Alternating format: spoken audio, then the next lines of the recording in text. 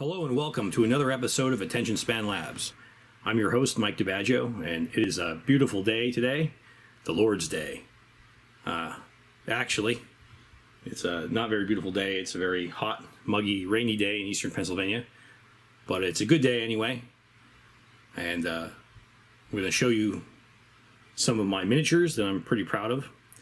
In particular, I'm going to take you a walk through my Konflikt 47 Bolt Action American Force. We'll take a look at the infantry first, then take a look at the transports, tanks, and walkers.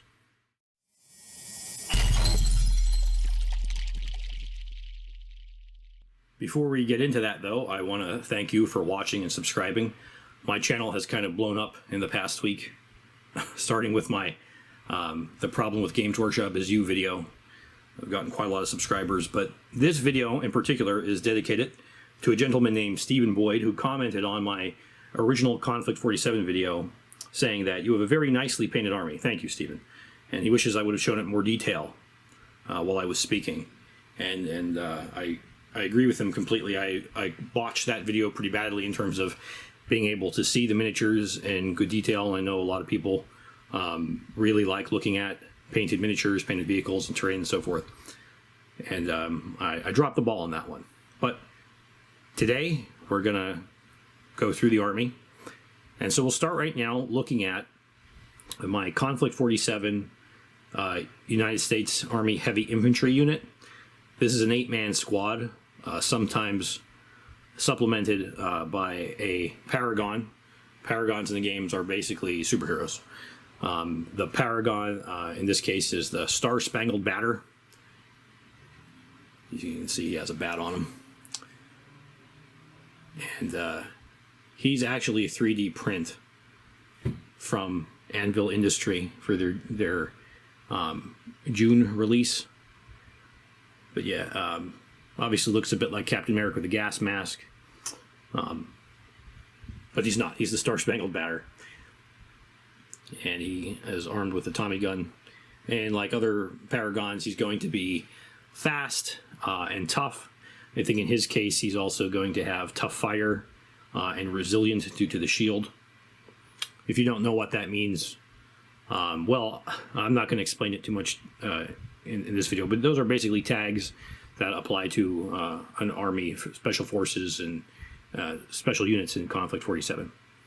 But anyway, when I have him in the force, this unit is treated as a Paragon support squad, which I guess is technically not allowed by the rules to have them be a powered armor unit. However, to hell with the official rules, which are very good, but I like to make house rules. I think it makes sense to have heavy hitter superheroes backed by heavy hitter guys in power armor. So, moving him to the back here, the basic unit, this is an 8-man unit of U.S. heavy infantry power armored. They are all equipped with assault rifles. They have night vision. They are resilient. Resilient basically just means that they're as armored as a soft skin vehicle. But the 5 of them are part of the Konflikt 47 U.S. Starter Army box set. And then 3 of them, this guy, and this guy, are actually part of the U.S. Heavy Infantry Officer box or blister pack. I painted them mostly the same way. The main exception is this guy who is that the right guy? No, sorry, it's not. This guy here, who when I was first painting them early on, let me see if I can focus on him there. You can see he has a camouflage pattern, whereas the others do not. And I thought that, I would want to spice these guys up since I only had 5 of them at the time, 8 of them now, but that, I would give them an actual painted camouflage pattern. But as I painted him, I thought it looked pretty good. I experimented a couple times. It actually looks somewhat more like Russian modern-day camouflage, like a cool temperate pattern.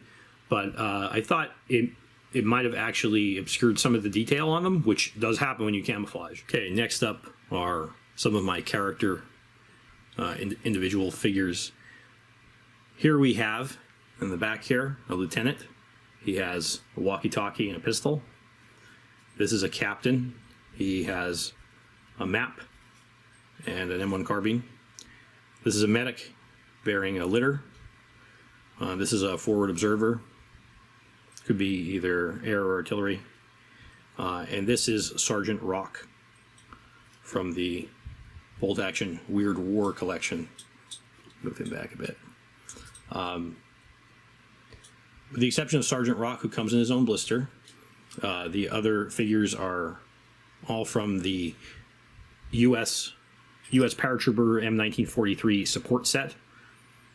And I often equip my officers, I often put them in the Jeep, which we'll be showing you shortly. I don't always play all of these figures in army. Often I don't bring the medic. If I did bring the medic, I would probably have him back up the heavy infantry to make them even tougher to kill. And I usually don't bring two officers. That would be for very large games. But there you go. There's some close-up detail on their paint and their bases. I did base Sergeant Rock a bit differently, a bit more of a rough ground jungle base than the woodlands grassland for the other ones. But there you go. That's our characters, officers, medics, and specialists. Next up is a 10-man squad of U.S. paratroopers. These are in the M1942 uniform. I bought these relatively late in my collection.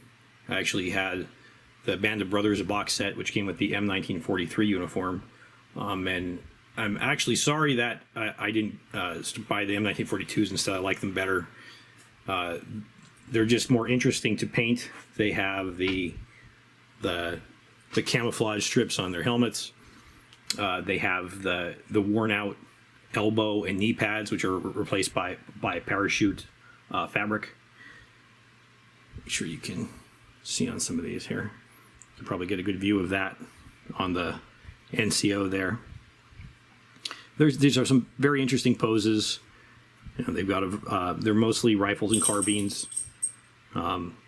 This guy's throwing a grenade. And then you have the light machine gun team as well on the oblong bases. This was a very fun unit to paint. I use these guys as pathfinders usually. If I'm doing a game where some units are deployed on the table while others are coming in reserve or in the second wave, I usually send these guys in first just because they look cooler. But this is a 10-man unit, and these guys are all metal too. Aside from the 3D printed Paragon I showed you before, all of these so far are metal. We're about to get into the plastic miniatures now.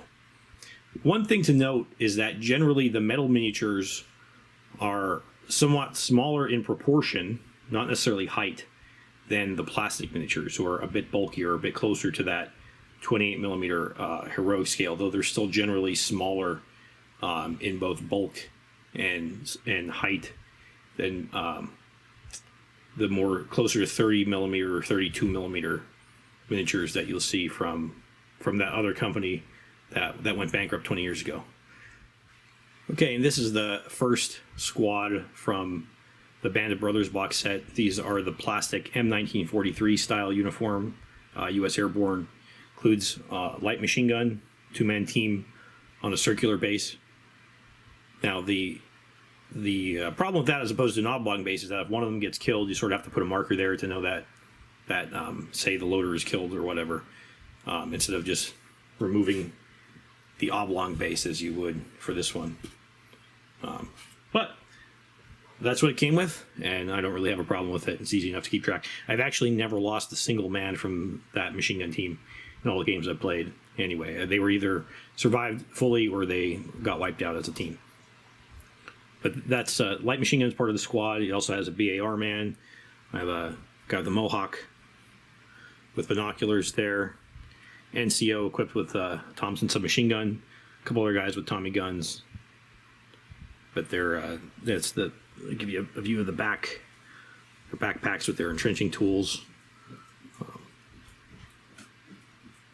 They're all a little different.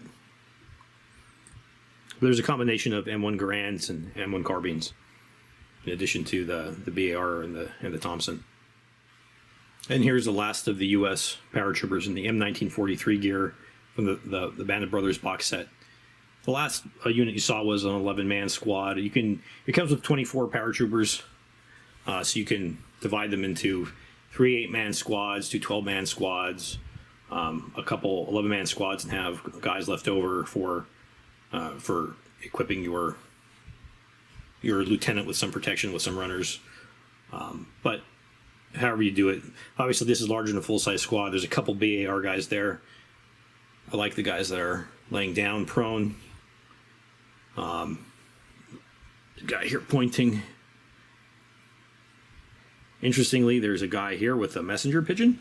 I assume that's a messenger pigeon. Otherwise, I'm not sure why else he'd be holding a bird. The sprues actually come with a bunch of birds. So if they are not messenger pigeons, or if there's some kind of decoys or something, I don't. Let me know in the comments.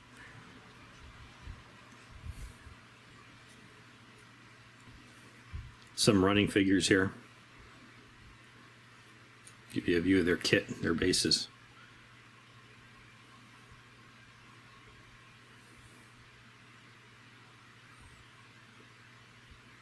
All right, so that does it for the basic infantry. We're going to go on now and look at some of the support units like the heavy weapons, machine gun teams, bazookas, mortars, and so on. Coming right up. Next up is a 2-man U.S. Airborne bazooka team. Again, they are in the M1943 pattern uniforms. They also came with the metal M1943 U.S. Airborne support set. Comes with a bazooka operator and a loader. I think the poses on them are great. The loader in particular. He's also got a rifle, got a carbine.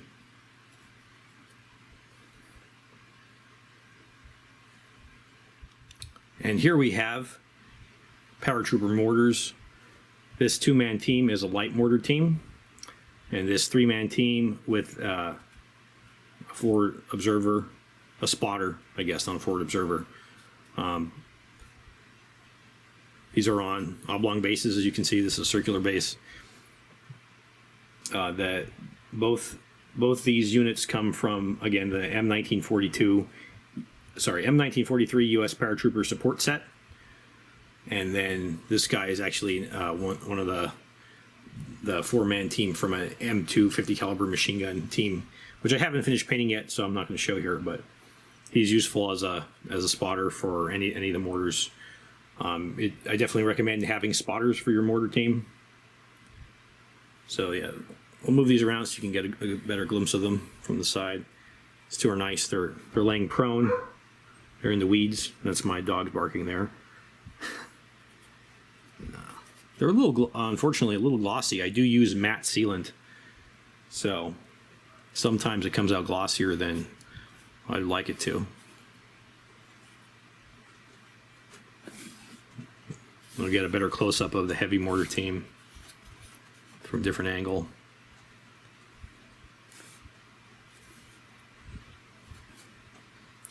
All of these guys are painted the same way, by the way.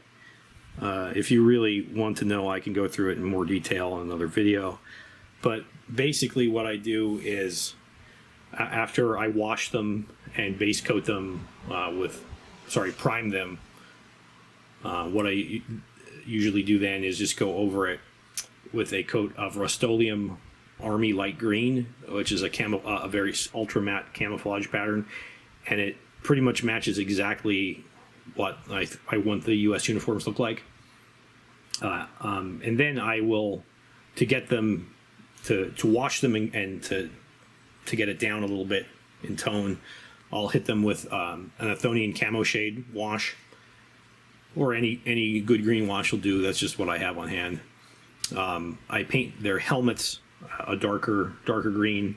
I think I use Vallejo U.S. uniform green, which is darker. I'll use chocolate brown for their boots and for their rifle stocks and so forth.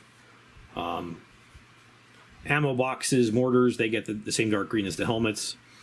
To make them pop for their web gear and packs, I actually paint them with pastel green, And then I also wash them down with the Ethonian camo sheet too, and I'll wash the other areas with a brown, like the boots and everything. And then finally, I will dry brush them with Vallejo's Iraqi sand paint. And if that sounds familiar, it's probably because you were watching Pete the Wargamer, who paints them pretty much the same way. I got his recipe using the pastel green to get that look. So thanks, Pete the Wargamer. And the stuff on the bases, what I do is I'll generally with these I will use modeling paste and smooth it out and then cover it with sand, then paint it, dry brush it, and then I'll cover it. All these guys have static grass appliques as well as individual little static grass bushes and shrubs from different companies that I have. There's some with flowers and so forth. They're a lot of them are from Army Builder. I forget some of the names of the other ones now, but I'll try to remember to put them in the description of the video. Last up for my infantry is a 3-man medium machine gun team with the M1919 machine gun, 30 caliber. What's mainly interesting about this, these are all metal as well, is I created the sandbag dugout. I used DOS Pronto clay. Just measured it out. I forget the exact measurements. Mel the Terrain Tutor has a video about how to make easy sandbags. Basically, measure them out, roll it out, smooth it, squish it down into certain regular increments, then pinch them off.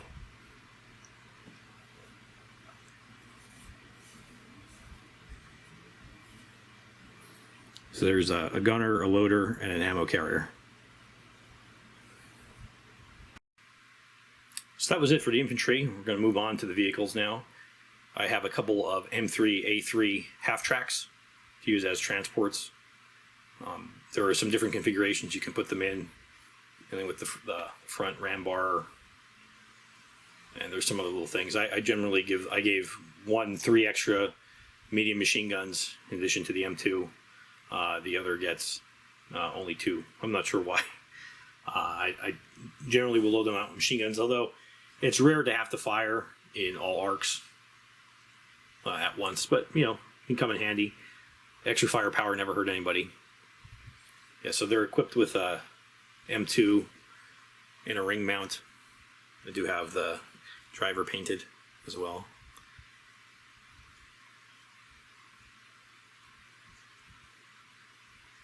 So these can hold 12 crew, 12 men total, so a 10-man squad plus driver and gunner.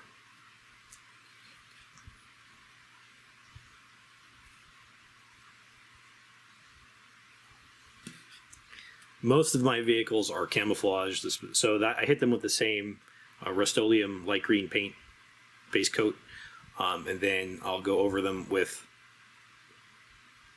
I forget the color. It's a Vallejo color. I think it's dark US dark camo green, and I stipple it, make sure it doesn't look too smooth to get the stripe patterns. It's a pretty simple 2-tone camouflage color pattern, and then I'll hit the whole thing with a sepia wash, and then scuff them up. Hit the darker areas. Hit the muddier, dirtier areas with a bit of a darker wash, or a dry brush, and then I'll paint them with dry brush them again with Iraqi sand, as I do with the infantry.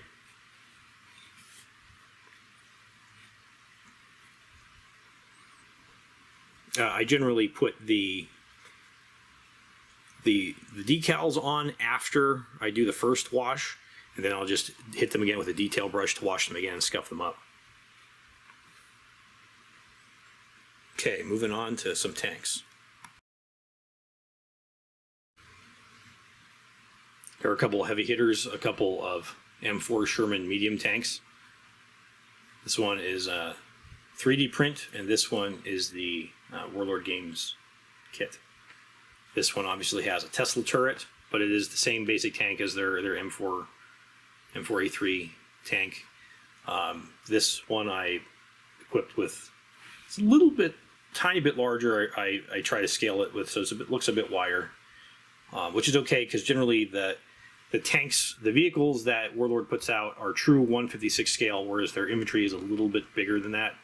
So you can notice that their crew actually looks somewhat scrawny compared to their the infantry. But in any case, this is a M4A3 with a 76 millimeter anti-tank gun, and either of these can be swapped. Well, this one doesn't go here, so never mind that. But this one can go on here if I wanted to use this in regular bolt action, and then I can put 105 millimeter howitzer turret that's also 3D printed. By the way, the Tesla tank does come with a regular M4A3 75 millimeter gun turret, so you can assemble that. I didn't bother to.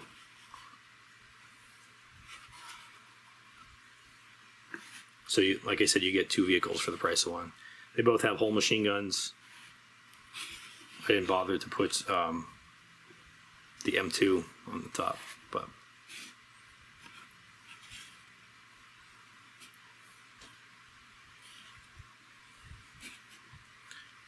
that one has my initials, MD, and I guess it's called Sabine Sally. So I guess this tank fought presumably in the Sabine River Valley in the Italian campaign.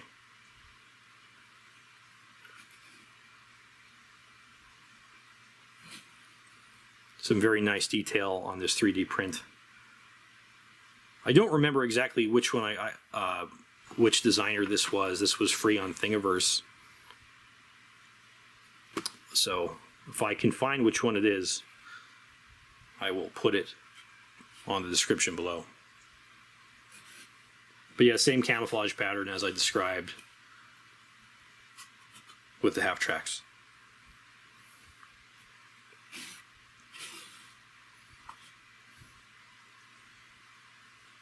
The Tesla coils, I painted with blue contrast paint and then went over them with a white dry brush. I used Ethermatic Glow of a specific color. And then I actually hit them with a set of iridescent white inks, which are used for more traditional art or for the airbrush to glow. One thing I think is interesting is that the glow, which I guess can't be stopped of the Tesla cannons, makes them unsuitable for ambush or for night fighting. It even says this in the game, but in the night fight rules, it doesn't cover them. It doesn't say that they are at any kind of disadvantage for being seen. But I would definitely make that happen in my games.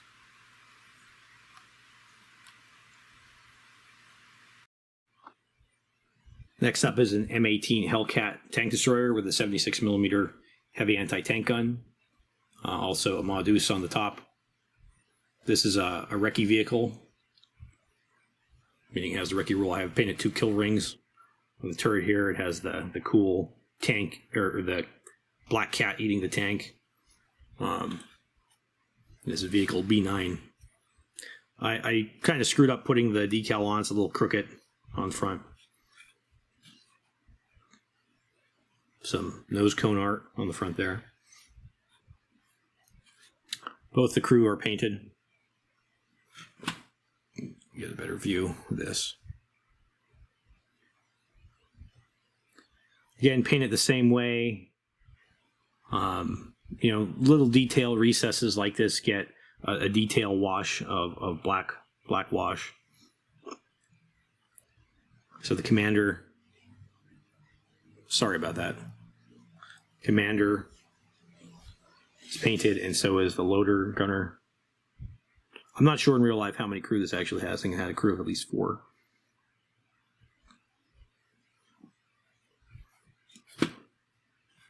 So I actually think it's fun to paint the details in the open-top vehicles.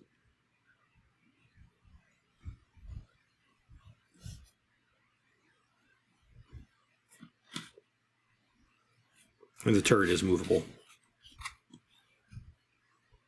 is make the turrets movable on all my tanks.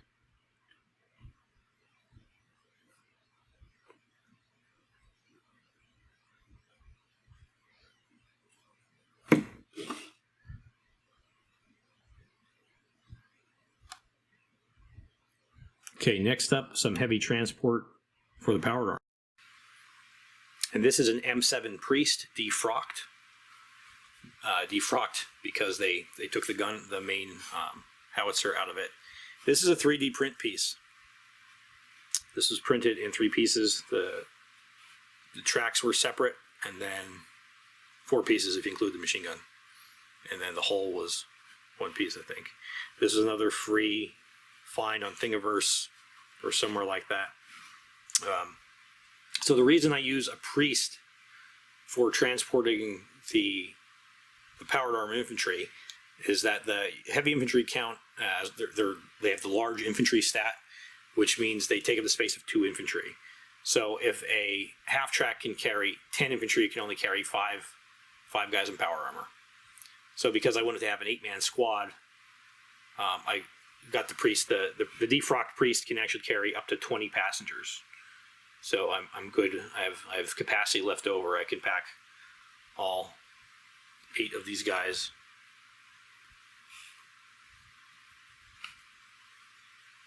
As you can see, they won't actually fit in there, but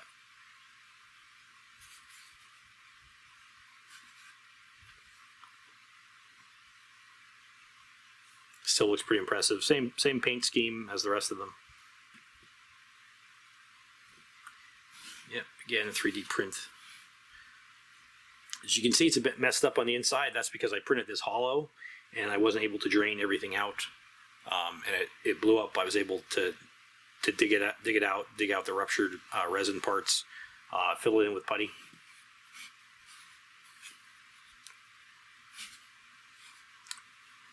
And I know my markings are wrong. I know that I'm having, the mix of different stars and uncircled stars and whatever, but hey, I don't care.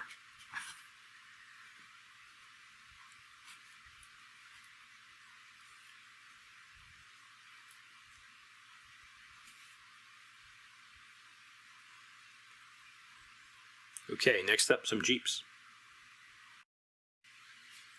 Okay, and these 2 Jeeps are also 3D prints. They're also free off Thingiverse. I'll have to look up and see exactly which ones they are, if I still remember. But yeah, go on Thingiverse or Yeggi, YEGGI.com is a great search engine for basically all of the 3D print STL repositories. You'll find something. Some of them are free, some of them are paid, but these were free. Each wheel is a separate piece. The benches were separate pieces, and so forth.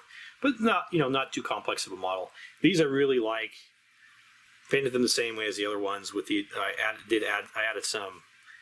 Let's see if we can see it.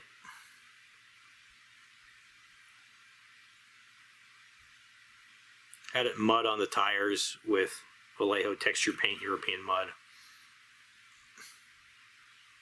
You can actually see them well enough right there. The crew are metal from Warlord Games. This M2 was 3D printed, but this gunner, that medium machine gun M1919 came with that gunner, and there are a few dollars in blisters. I think the driver is actually, by the look of a model off of James Caan's character in A Bridge Too Far. If you've ever seen the part where he's driving out in the Jeep to get his captain, who he promised he would take care of, and they thought he was dead.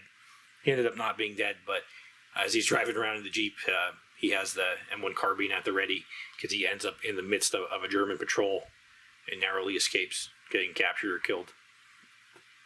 These are really nice, really fun models. I love the look of them. I haven't used them too much on the table, but they're really characterful. I love the look of them. Generally what I do is I put my officers, give my officers a Jeep. I may also put one with a spotter or something to go out. That way the officer has some punch, some guys protect him, and he can motor around the field to wherever he's most useful to being able to give his aura effect or give the U-Man snap to action. Okay, that's it for the conventional vehicles. Now we're going to go on to the Conflict 47 walkers. We'll start with the lightest of light walkers. This is I forget what the numeric designation is, but it's a pond skater reconnaissance walker. This also has the recce rule.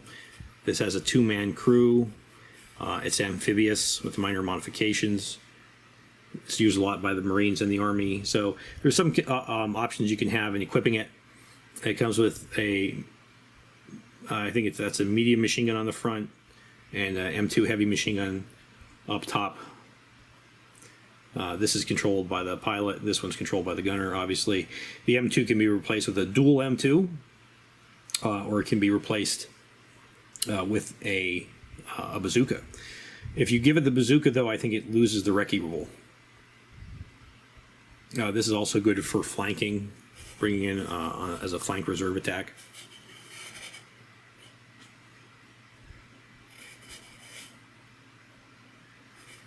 This was a bit more complicated camo scheme. This is actually a 3-color camouflage. There's a brown in there.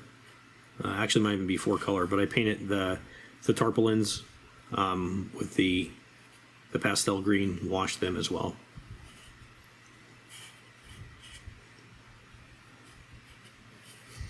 Got some rocks and bushes on the base. Let's see if I can get a good look at the crew there. This is a pewter and resin model. Mostly resin. Some pewter pieces are basically the guns and the crew.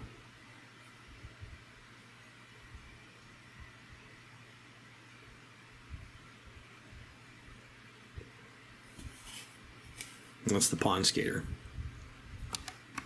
Now, the interesting thing about the pond skater is that it is a open-top vehicle, and it's actually it's not a soft-skin vehicle, although it has an armor value of 6. What that means is that it can be damaged by individual rifle fire. Doesn't need any kind of heavy weapon to hurt it. But unlike soft-skin vehicles, where if you roll 6, something like a Jeep or something, you shoot a bunch of rifles and you roll some 6s, you'll kill the Jeep. With this, you actually still roll on the bolt action vehicle damage table. So there's a chance it could just be crew stunned, it could be immobilized or whatever, but not necessarily destroyed. And that was revealed in one of the erratas, like the 2020 errata. I think there's a section on the pond skater. Other interesting thing is that you can actually take 2 pond skaters for one selection in your light scout, like armored car, scout section in your reinforced platoon. Okay, on to the light power armor, light battle suits. This is the American light walkers. This is the Coyote and the Jackal. As you see, there's not a whole lot of difference between the Coyote and the Jackal. Their armament's a bit different. The Coyote is a full infantry support walker. It's got a medium machine gun, battle claws, heavy machine gun on top, spotlight. It can also be equipped with a flamethrower on the other arm. That flamethrower is default on the British version called the Guardian, but it's optional on the American model. The Jackal is the same frame. I do have the flamethrower on there, so you can get a good look at that one. The Jackal is an airborne assault model, so it has the gravity jumpers. So this is basically a jump pack, like a Cavorite field or whatever. They're not specific on how their anti-gravity systems work in the game, but this, so it also has the medium machine gun there. It's not supposed to have this. That's not part of the regular weapon loadout. I put it on there when I was first building it for Warhammer Imperial Guard. That's actually from Anvil Industry, one of their Afterlife sets, which they also have very excellent miniatures. I recommend checking them out. But whatever, I put it on there. I don't always say that treat it as like a heavy machine gun or something, but yeah, the Jackal. So these are both agile, which means they can turn more often. But the Jackal can jump over obstacles. If it makes a run move, it can basically clear any kind of impassable terrain. So buildings, lakes, rivers, destroyed vehicles, what have you. And these are the Jackal and the Coyote.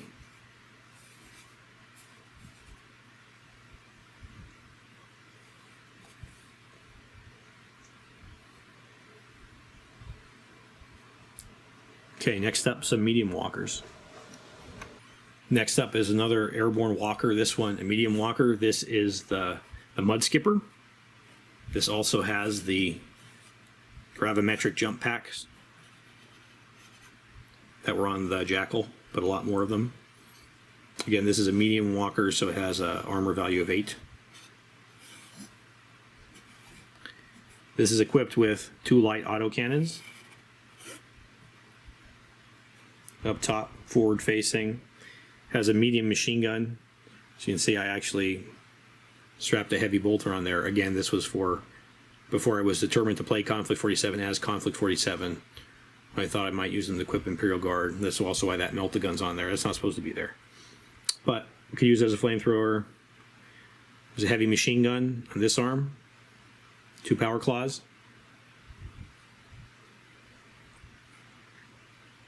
And the right arm is equipped with bazookas.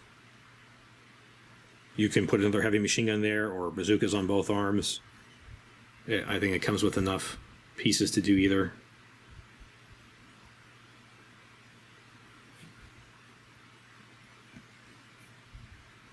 Same basic. This one's not really camouflage. It is very lightly. It's washed and scuffed up and so forth. But the main interesting thing about this one, I think, is the painting the canopy. That's like a dark blue green I used for that helicopter style canopy, and then painted the light reflection on there with white, off-white.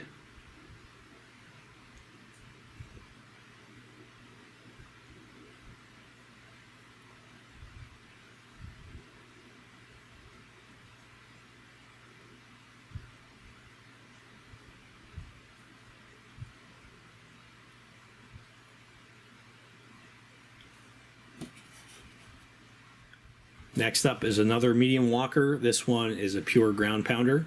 This is the Kodiak, which is a variant of the M8 Grizzly, which is the only American walker I don't own because I haven't been able to find one.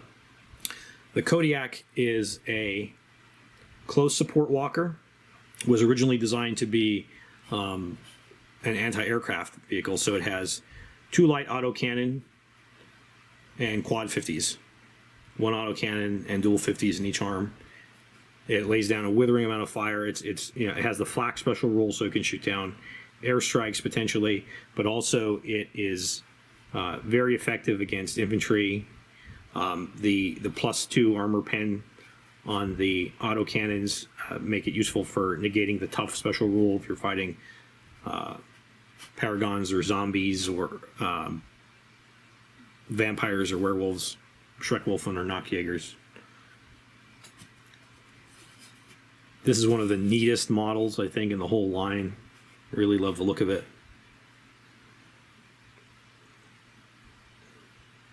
You can see the ammo belt there.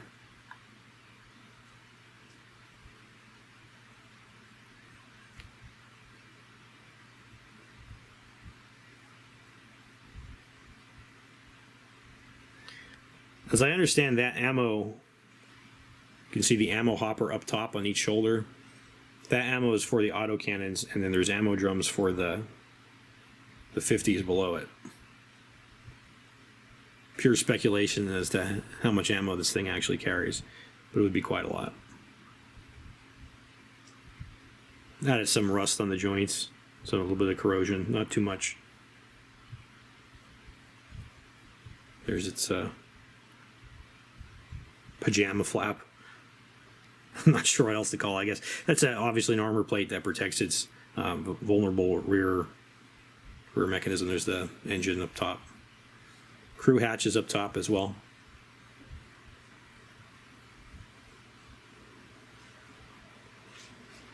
Again, this is a medium walker with an armor value 8.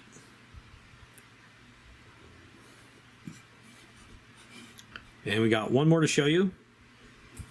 That's the Kodiak's big brother. And this monster right here is another medium walker. This is another version of the variant of the M8 Grizzly. This is the Bruin heavy support walker. Comes with the Grizzly 75mm forward-facing gun mantlet, M2 machine gun up top. You can see the crew hatches before. And each of these arms contains 8 heavy artillery rockets. They can be fired one at a time in any of the left, right, or forward arcs, and they are equivalent to a heavy howitzer. Heavy howitzer is a really impressive weapon in the game to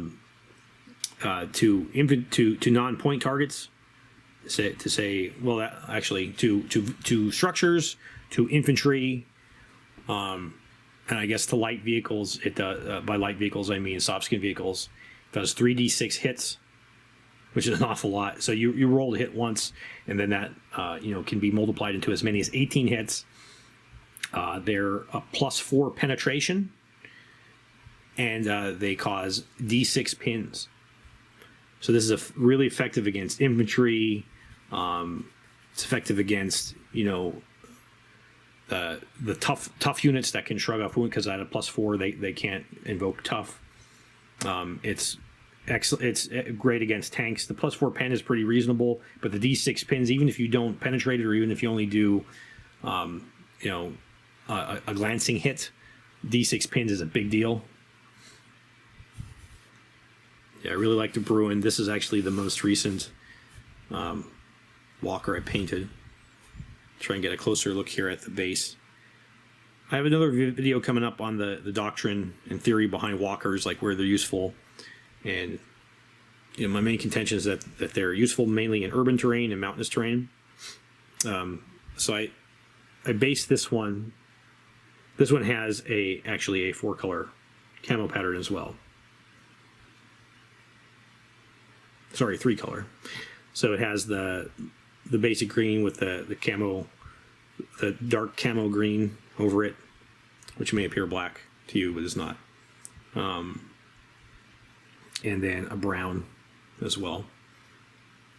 So this is a bit more complicated camo pattern, somewhat more subtle. It was made for a more mountainous type of environment.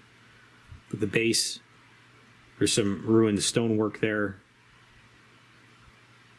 Some metal mesh to make a fence or something like that. Ripped up cork pieces of masonry.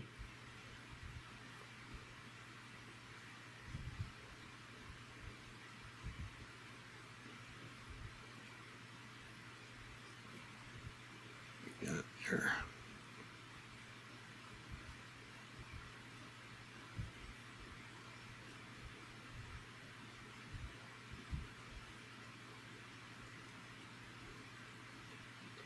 There you go. That's the Bruin. And that, folks, as they say, is all. That's my Konflikt, painted anyway, Konflikt 47 U.S. force. Let me know what you think in the comments about the paint job, about the kind of camouflage pattern, if you like painting yours in the experimental Army camo patterns, or the Marine Pacific camo patterns. Yeah, let me know what you think in general. What you think of the forces, how the miniatures look. If this inspired you to check out any of Warlord Games, Clockwork Goblin's excellent miniature line, let me know. And let me know if this prompted you to make an American force. All right, thanks for watching. This is Attention Span Labs signing off.